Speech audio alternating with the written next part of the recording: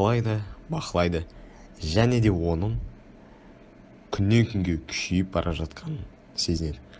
Және де оны көп ұзамай өлтіру керек екенін біледі. Және ол тағы да өлмекші адамның, яғни өзінің күшін сынап жатқан жерін көреді. Ол әдеттегідей өлмекші адамның күші көбейіп, яғни күштірек болып бара жатқанын сезеді, және де оны ертерек өлтіру деген шешімді қабылдайды.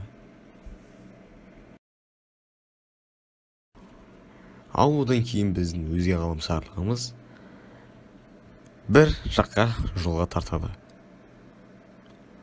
Ол яғни бір рекетир, яғни рекетир десем де болады, соған бір үлкен маңызды шаруамен барады.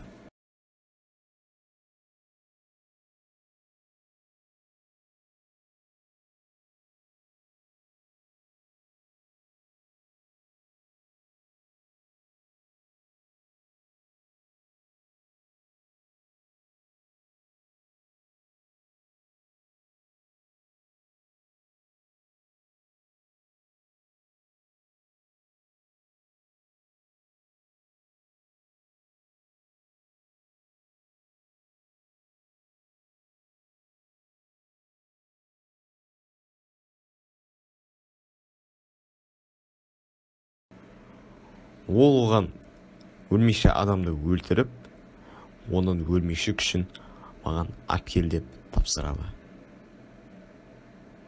Және де оған бір маңызды күш, яғни оны күшті ететін бір магия қолданады. Және ол келіседі. Және содан кейін ол өлмекші адамды өлтіруге келісіп, жолға аттанады.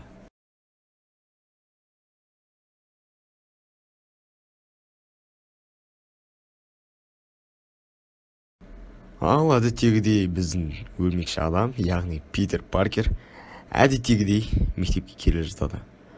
Оның кешегі істеген тірліктеріне, яғни барлығы таңғалады, және де оның барлығы құшақ жая қарсы алады.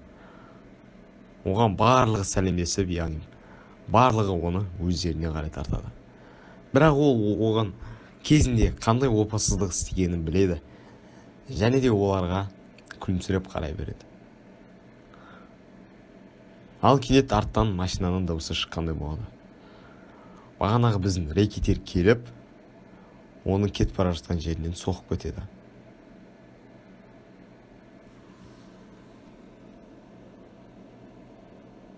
Ол одан кейін: неге соғасың мені? Нем бар менде, дейді. Одан кейін: сені осы жерде ғана өлтіре алам, дейді. Және де ол екеуі сол жерде тіресіп, яғни бір-бірімен ерегісіп қалады. Олар төбелесуге өте дайын еді. Және де бағанағы рекетир бір күшті қолданып, екі жауынгер шығарады. Яғни оларды өлмекші адам бір соққысымен-ақ құлата алады. Яғни ол өте мықты десек те болады. Сондықтан оларды құлатып тастайды. Ол одан кейін әдеттегідей күлімсіреп қарап отыра береді.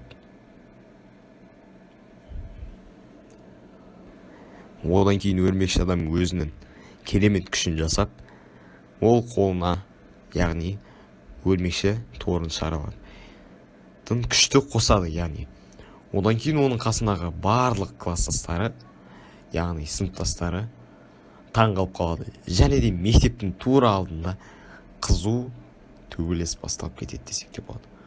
Ол екеуі бірдей ұшып, секіріп, бір-бірімен қызу атысқа кірісіп кетеді.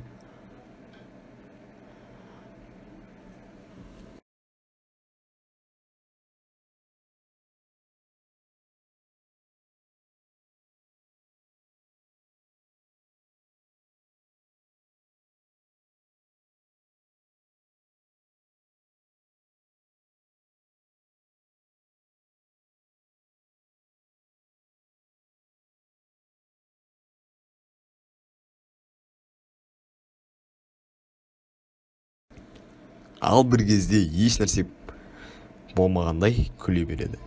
Және де бір кезде кенеттен өзге ғаламшар шыға келеді. Ол өзге ғаламшарды көріп өзінің ашуланады. Және де ол қасындағыларға зиянын тигізбегенін қалайды. Одан кейін алдынан қыз шығып, оған тиіспе, тағы да басқа заттарды айта бастайды.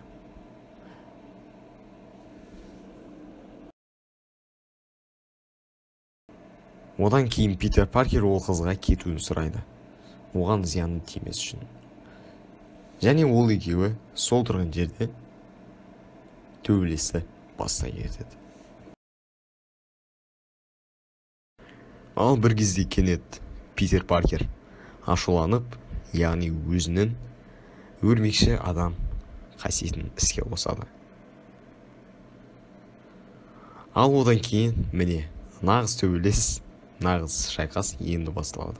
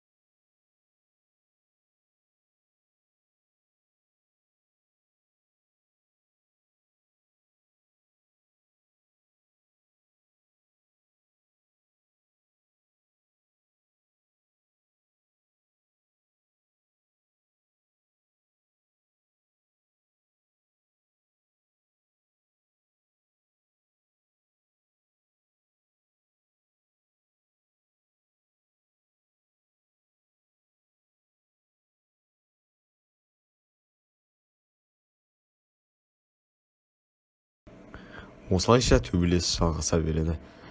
Және де өрмекші адам өзінің ұтатынына нақ сенімді болатын еді. Ал бір кезде ол белгісіз бір заттарды лақтырып, оны, яғни оның күшінен айырып, оны шаршатады. Және де өрмекші адам сол жерде, яғни бүкіл күшінен айырылады және әлсіз болып қалады. Өлердің шақ алдында тұрған кезде оған қасындағы қыз, яғни көмектескісі келеді.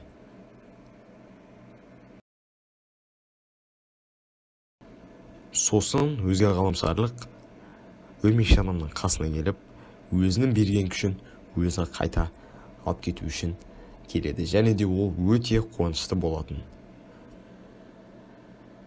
Бірақ та өзге ғаламшарлық қыздарға, яғни әйел адамға ешқашанда тиіспеген екен. Және тиіспейді де. Ол әйел, одан кейін оны құтқарып алады, яғни класстас қыз, яғни оны құтқарып алады.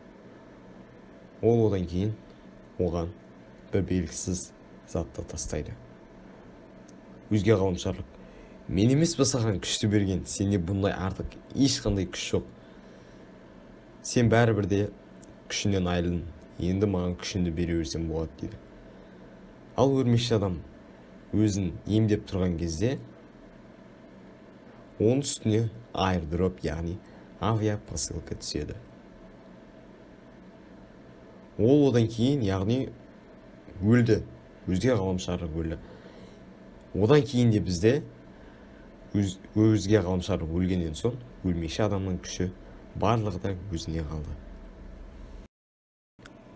Бізде Питер Паркер өте қуанып тұрған еді. Ал кенет ол бір нәрсені сезеді, яғни бір жаман нәрсені сезгендей болады. Ал ол бізде Питер Паркердің жаңа қарсыласы, яғни білмеймін, жаңа қарсыласы немесе жаңа досы немесе солай. Осы клоун оның қасы, яғни қас жауы болады. Өрмекші адам, яғни жүрегі осыны сезген болатын. Ал бұл енді біздің Питер Паркердің жаңа қарсыласы. келесі бөлім күндер достар. Давайте.